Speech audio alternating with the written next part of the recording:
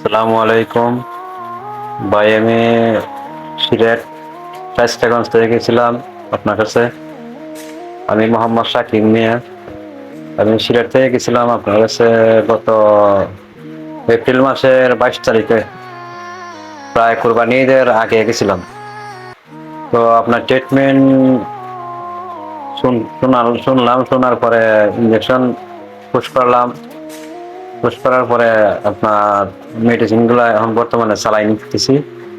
আপনার মেডিসিন অনেক ভালো, আপনার মেডিসিনের কার্যক্রম খুব সুন্দর, খুব অতিরিক্ত কম সময়ে ভালো কাজ করে।